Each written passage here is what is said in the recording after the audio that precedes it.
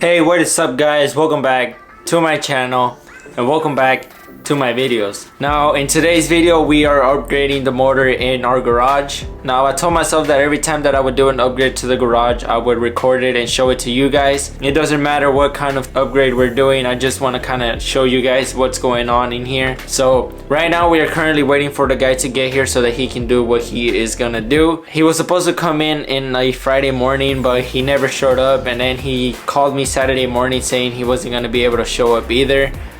So I told him if he could do it on a Sunday, and he says that he doesn't usually work on Sundays, but because he had left me on a bad note, I guess you can say, he said that he will work on his day off. So I'm pretty sure he's gonna try and get this done as soon as he can so that he can go home and relax. Before he gets here, I just want to give you guys a little bit of an explanation on why I'm getting a new garage motor. Now the motor that I currently have has been in the house since we moved in, and we moved in 2007. So it's been here since we moved in, like I said, and we haven't had any issues with it until last week when it just randomly stopped working. I tried opening the door by pressing the button and it just wouldn't open the door. It just wouldn't open the garage door. It would make this like humming noise and it just wouldn't move the door at all. So I called someone that I found on Facebook to come look at it, and he gave me a really good price on labor and parts, so I had no choice but to go with that route. He seems like a pretty cool, legit guy. So, but as soon as he's done, I'm gonna give you guys a proper walkthrough of our new system. So, enjoy today's video.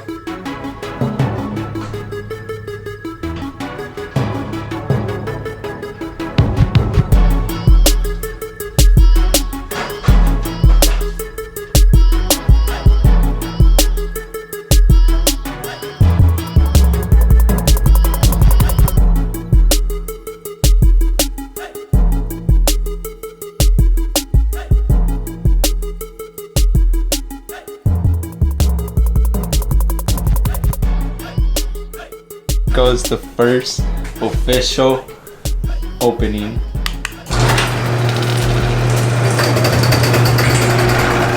Yes sir. All right, the dude just left. He did an amazing job. He was actually very patient with me because I was asking him a lot of questions about garage doors because I don't have any kind of knowledge with them. So in the future when I do get my own garage, I have a good idea of what I want now. So thanks to that guy, not only do I feel confident doing it, but I'm also looking forward to it. The old garage door that we had only opened and closed, and that's literally all we were able to do with it. With this one, we got so many new features and I can't wait to show you guys. First thing I'm gonna start with is the actual switch. Now the old one that I had is this really big Sears box. This is the one that came with the house, and all you had to do to open this was press this button right here and it would open the garage door. This is gonna be the new one right here. There's two features that come with this button, and one of them is you can actually press this light button right here, and what that does is it turns the light on and off. So in case I want to have all of the garage lights out, I can always just have the garage light on. I like that. I like that a lot. Now the way this works is all you gotta do is press this button, and then as soon as you press it, the garage door goes down. With this new system, you are able to adjust how you want the door to also sit. So you don't just need to have it open or closed. You can have it either in the middle, a little bit below the middle, a little bit above the middle. So I really like that because I plan on having this garage door halfway open when I do paint the Subi. We need some kind of air going out, so that is definitely gonna help. So I'm really happy that we're able to do that. That is a really cool and nice feature. Now I don't know much about the motor. I'm pretty sure you guys can Google this. You can take a screenshot and then search up reviews about it.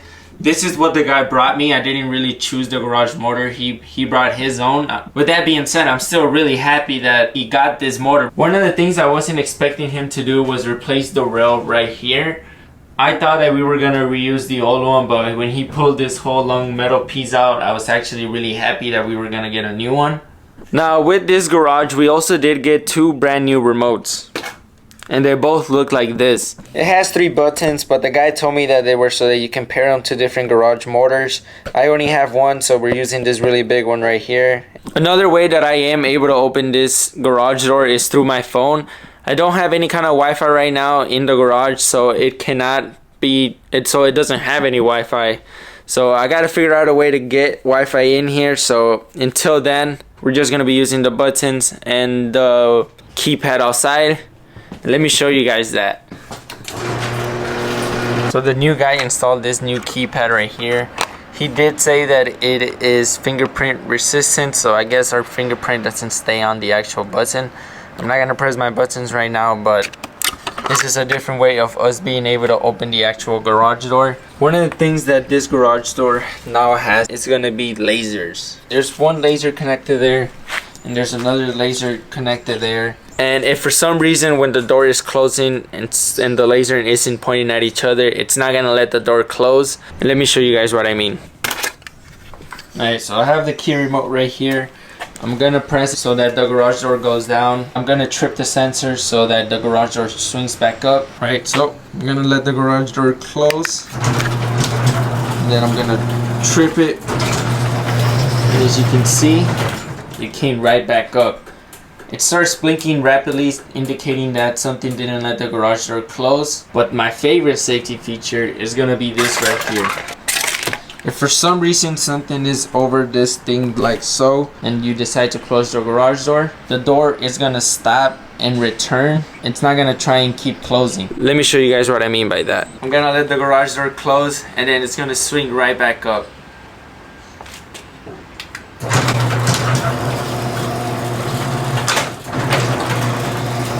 You can hear it's beeping. What that is telling me is that something is blocking the garage door from closing. That is one of my favorite features, because if for some reason the garage door closes and my car is sticking halfway out, it's not gonna do a lot of damage by crushing it. It's just gonna maybe scuff the paint and then go right back up. That's pretty much gonna be it for today's video. If you guys liked the video, don't forget to like and subscribe. But this is Javi from Javi's Production.